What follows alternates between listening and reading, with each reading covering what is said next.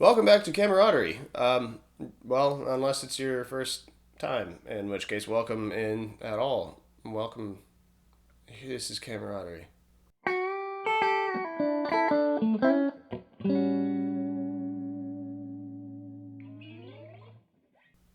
A couple months ago, when I started this thing, I was like, "Oh, I love cameras with knobs and things that I can touch and maneuver, and it's got everything I could ever think of or wish for in a camera. Well, except for video functionality. But that's why I got that. This week we have the Argus C3. It's a molded leather case made from top grain cowhide in the USA, and it's embossed. You don't get any better than that. You just can't. Um, I can't. You turn it around to the back. Got a nice little buckle right here. Nice and secure, very secure. Even after I did a little digging, and this thing was actually made in 1941. You can tell on the serial number and whatnot. So it's a really old camera, and it has stood up extraordinarily well for 75 years now. Whoever has had this camera for the past 75 years, it's probably multiple people at this point. But whoever has maintained possession of this camera has maintained the camera exceptionally well, and I am forever in their debt for doing so. It's got 1, 2, 3, 4, 5, 6, 7, 8, 9 knobs. Some would call that excessive. I call it perfect. That's winding the film. That's releasing the shutter. Here's the shutter speed. And you can hear it too. You can hear the difference. Here, I don't have any film in this right now, so I'm not actually exposing anything. But this is set to like 1/15th, I think. And you hear that? It's actually opening for that long. Pop it down to like 300, and you don't hear anything. Right here, you have a really cool series of gears that works between the rangefinder and the focus. The original model didn't have this little middle gear right here, so you would have to adjust the rangefinder and the focus ring individually, but thankfully, they put that little gear there, and it streamlined the process. Yeah, you can look through the rangefinder window. It kind of splits it in half, and as soon as you can see where it'll line up, and once you hit the line up, you're in focus. This is kind of like having a declicked aperture. Because you can just it doesn't, notch at every single one. So you can kind of just put it between 3.5 and 4.5 if you really want. The same thing applies for the shutter speed. You can put it between 30 and 20 and 50 and 100. Just because it's, you can get exactly what you want from this camera. And this handy little dial on the back is your film speed dial, and I think it's I'm not exactly sure what it's for. It's a reminder and an indicator of some sort, but I don't really get it. To actually open this thing, it's so mechanical. You actually have to it's bits of metal and bakelite, which is some sort of World War II era material. But you actually have to mash it down. And there you go. That's pretty cool to me. It's literally just physics holding it together. Inside, like most of the pre-World War II models will have their serial number right here, or in this compartment right there. Mine is in the 4300 range, so that means that it is or was made in 1941, which is not the oldest camera in my collection, but I do believe it makes it the oldest functioning camera that can actually use. Theoretically, they all function, but whether or not I have usable film for them, may or may not be the case. It usually isn't. And once again, I'm using the Fujifilm Extra 400, just because it's what I can get. Alright, so you pop that down, place it in there like that. Make sure, let's see.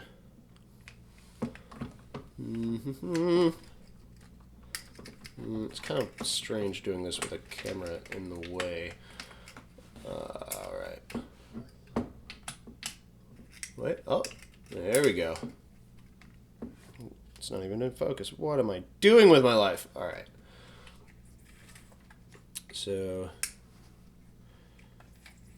just give it a little feed through there, and you know what? That's, yep, there we go. That's pretty much all there is to it. And again, you can't even mash it closed like that. You literally have to pop it in. Cool. And go ahead and, alright, there we go. Cool. It's ready to shoot. Here's the film advance knob. Here's the rewind knob. I'll get to that here in a little bit after I go shoot some stuff. Yeah, this thing's ready to go. It's cool. Oh, yeah. Ooh. Whoa. Actually, you know what I can do right here is I can go ahead and show you the... no, I'll do that later. Alright, so here I am at a park. We'll see. Hopefully I don't get kicked out or anything. Technically you're not supposed to do stuff like this, but yeah.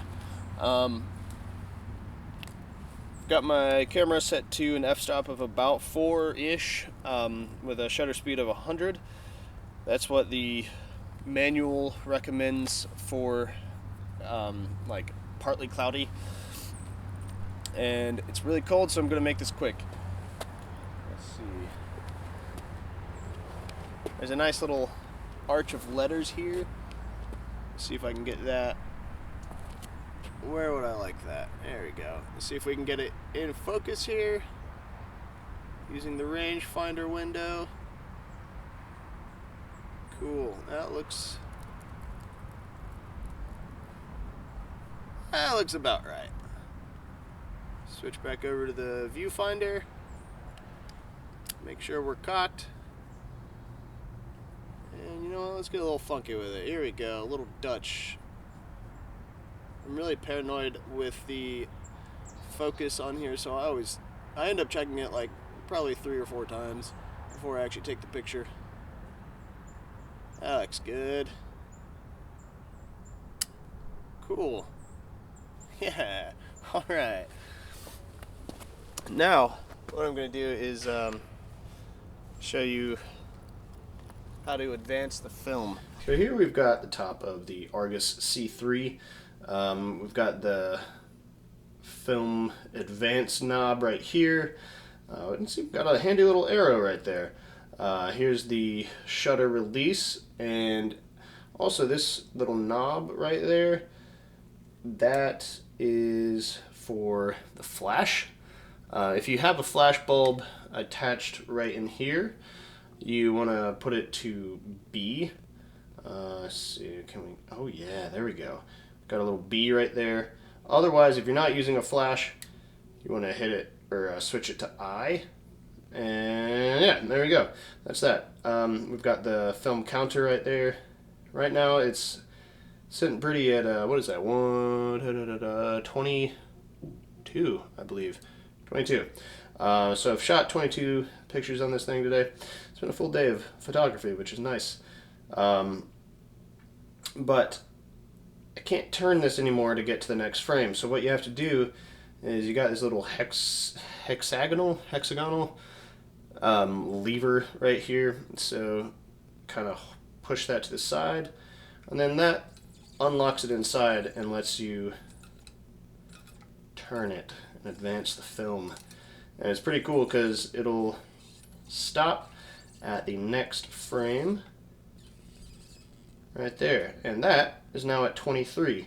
So I should have 2 more exposures on this, assuming I set everything up correctly, and I believe I did. So that's pretty much that.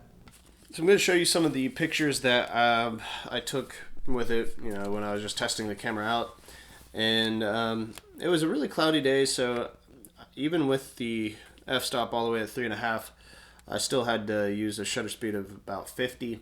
So some of the pictures turned out a little blurrier than I would have liked, but it still gets pretty good crisp lines if you have a steady hand. Like if you look at this one right here, it has a really nice depth of field, and you can make out some really nice details. I'm excited to see what or how the pictures that I took today turned out, just because I have a better understanding of how the camera works and all that fun stuff. So yeah, we've reached the end of the roll here. So if we kind of do that, and if it doesn't get all the way back to 24, which it looks like it's stopping at about 11 or 12, so what that means is that we've reached the end of the roll. And you want to know how to rewind it? It's a super complicated process involving literally just turning this knob right there. So don't even have to unlock the film or anything. You just go at it. Oh, hey, all right. Now it's nice and loose. Everything should be disengaged inside, so let's pop it out. Again, just push the metal in right here. There we go. We've got a nice used roll of film ready for developing. Well, thanks for sticking around for another episode of Cameraderie. I hope we've learned something about cameras, about photography, about ourselves. This was an incredibly intimidating camera when I first got it. You know, it's just like, it almost seems like there's too much to it. But really, it's got exactly what it needs. And, you know, I couldn't be happier with this thing. Well, I guess I could, but, you know, it's a 75-year-old piece of technology, and for that being said, it's held up remarkably well. I mean, I was so relieved when I found out that it could take just regular old film roll that you can get at any number of stores, and yeah, I recommend. They're actually really cheap as far as collector cameras go. You can find them for anywhere between, I don't know, like $15 to $25 if you find them in the right spot. Whether or not the case will be in any good condition, that's kind of iffy. But it's a good camera to pick up if you can find it. I know they have them all over the place online, but if you run across one in the wild, give it a chance, give it a shot. I think you'll be pleased with it. It gives me at least an incredible sense of satisfaction. When I figured out what everything does, and it's just it's so manual. It's so wheelie. That's stupid. Manuals, wheelies. Do you get it? Like skateboards and bikes, it's wheels. Nah.